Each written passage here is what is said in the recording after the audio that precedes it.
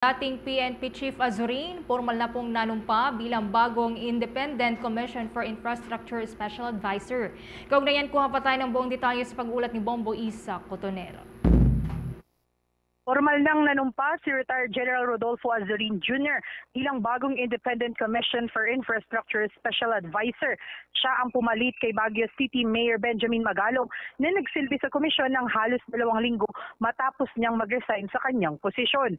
Matapos manumpa ngayong araw, Bombo Genesis Bombo Ever bilang Special Advisor ng ICI, binigyan diin ni Azurin na isusulong niya ang katotohanan, hindi sa pamamagitan ng galit kung hindi ng hustisya, at iginiit na ang mga revolusyon sa lansangan ay hindi laging magpapatunay na nakapagpapagaling sa isang bansa.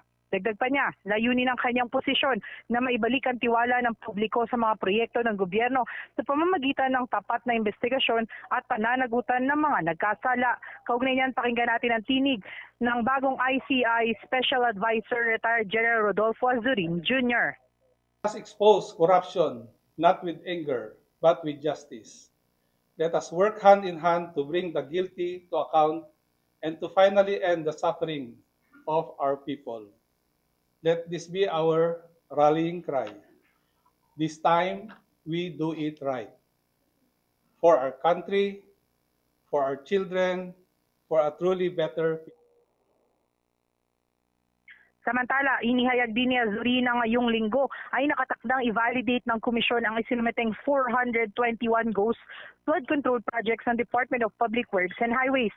Anya, ang maunguna sa pag-document nito ay ang mga technical field engineers. Base sa pagsusuri ng ICI mula 2016 hanggang 2024, nasa 261 na ang tinitig ng ghost flood control projects sa Luzon, 109 naman sa Visayas at 51 sa Mindanao. Ito ang kanilang mga i-inspeksyonin na sa mga susunod na linggo. Giniit pa ni Azurin na asahan na susunod na rito ang pagrekomenda naman nila ng 15 hanggang 20 na kaso sa Office of the Ombudsman pagkatapos ng 3 hanggang 4 na linggo mula ngayong araw. Kaugnay niyan, pakinggan natin muli ang tinig ni ICI Special Advisor General Rodolfo Azurin Jr. We'll be giving it sa technical, sa sinabi ko kayo, technical validation. So lahat ng mga documentation, yung filing po ng case is as they come. So kung sino po yung mabilis, sino po yung maunang mag-validate, sino po yung unang makapag-kumpleto ng mga document, yun po ang ipa-file natin na kaso.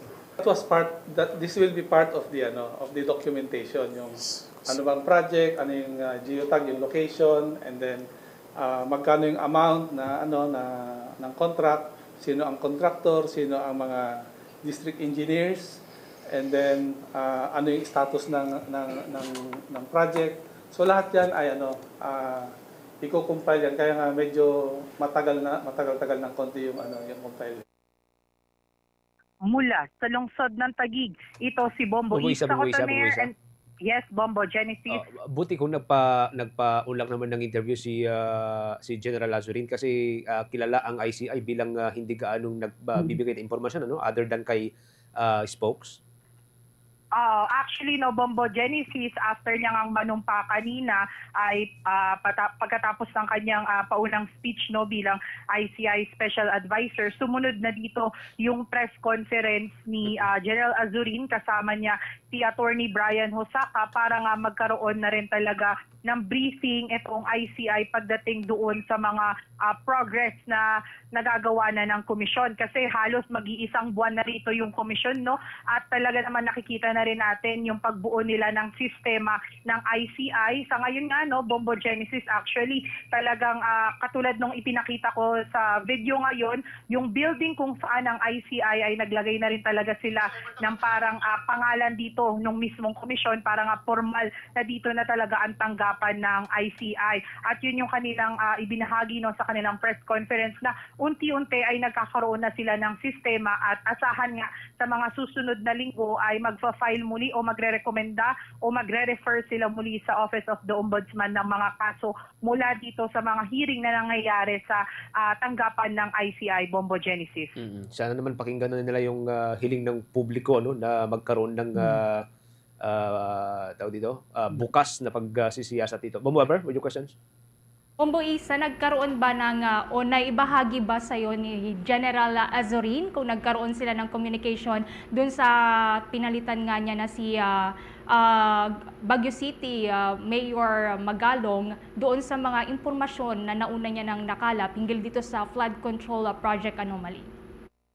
Actually, Bombo Ever, bago itong linggo na to, last week, yung buong linggo na yon kahit hindi pa nanunumpa si General Azurin dahil nga itong panunumpa ay for the formality ng kanyang pagiging special advisor, last week pa lang ay kumikilos na at nangangalap na rin talaga ng impormasyon to si General Azurin. Actually, una niyang pinuntahan talaga ay yung meeting niya, closed door meeting niya with DPWH Secretary Vince Dizon as well as doon nga kay dating ICI Special Advisor Mayor Benjamin Magalong. So dun sa meeting na yon, dun ay binahagi kay General Azurin kung ano yung mga nasimulan na at ang mga susunod pang mangyayari. Kapag tinatanong natin sila kung may specific bang sinabi na lugar na imbestigahan, may specific bang lugar na sinabi si Mayor Magalong, if pwede silang imbestigahan, ganon, o yung focus ba.